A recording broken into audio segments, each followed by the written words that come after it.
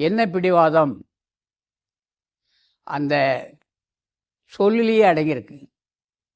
பிடி வாதம். வாதம்னா என்ன? காற்று.